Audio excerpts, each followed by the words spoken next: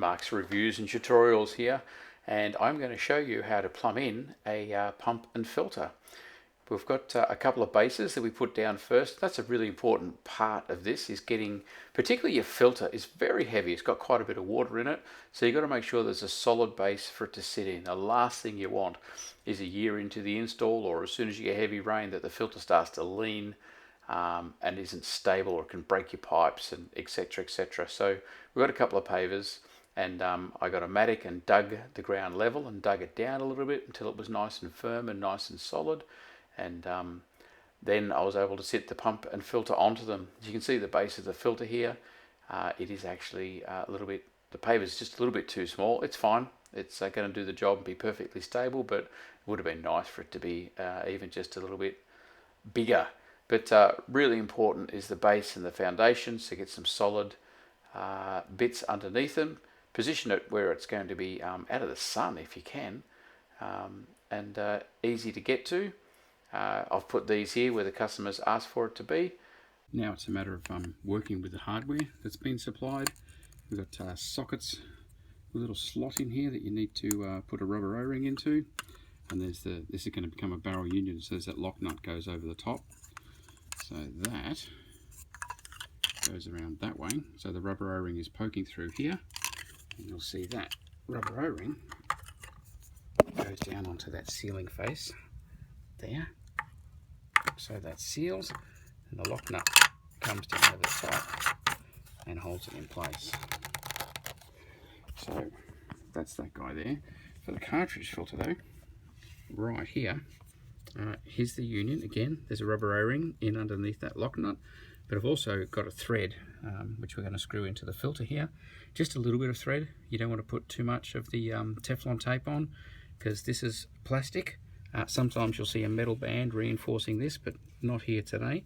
So you don't want it too super tight. And this has also got an O-ring in that slot there, which has fallen out. It's right there. That goes in, sits into that slot, so it will come up and seal on this face as well. So I'll screw that in. Also noticing here that it says pump. So that's going to tell us, because it does matter with the filter. Here we go, look at that O-ring coming up nicely. It does matter with a cartridge filter which way you send the water through it. So now we're just going to do some plumbing between the pump here. We'll come up, across, down and into the filter.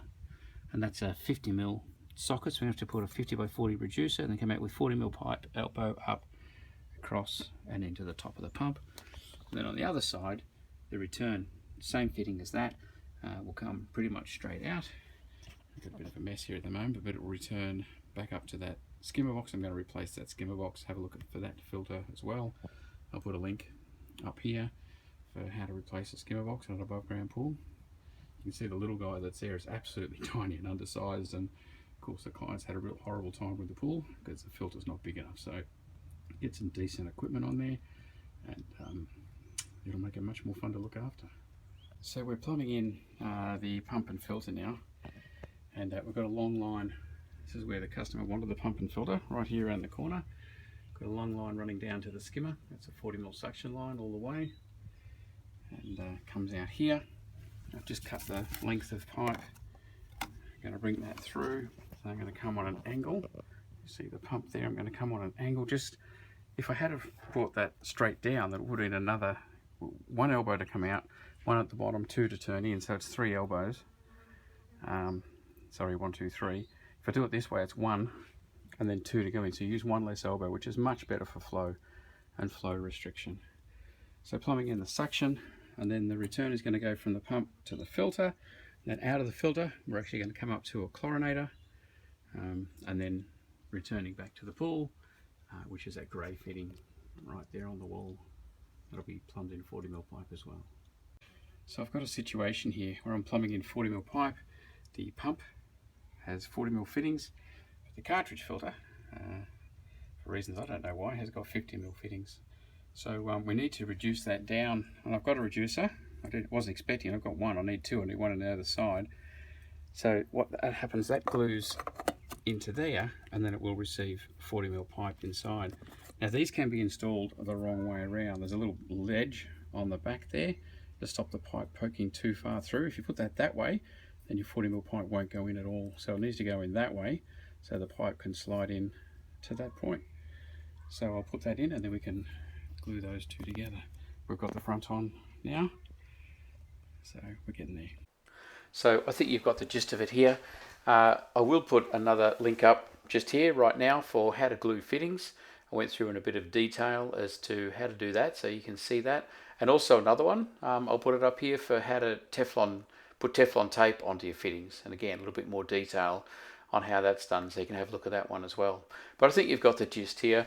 The really important, the order of the pump and filter is very important. You can't have the pump after the filter. It can't suck through a filter. The filter is meant to have pressure through it, not suction through it, and also it would be a massive source of air leaks if you did that. So from the skimmer box, be it an above ground pool or an in-ground pool, from the skimmer box it needs to run to the pump first, in through the lint pot that you can see in the picture there. That's the white basket, and then out the top of the pump, and then from there you go into the filter, and then out of the filter you would then go into a saltwater chlorinator. Sometimes there's a heater as well, but into a saltwater chlorinator is after the filter again. Saltwater chlorinators produce gas. Yeah, okay, here's another link for making sure you plumb a gas trap in correctly. If you're going to install a saltwater chlorinator, super important that you get that right. So the order is pump and then filter and then chlorinator and then back to the return. And yeah, I think you've got enough information there. Have a look at the other links for a bit more detail on how to glue pipes, how to do Teflon tape, and how to plumb in a saltwater chlorinator, or how to put in a saltwater chlorinator. I'll put a link up for that as well. And yeah, enjoy. And tell us your trials. Put some comments down, how you go and what you're successful with. Even put a photo of your finished job in the comments. I'd love to see it. Mark's Reviews and Tutorials.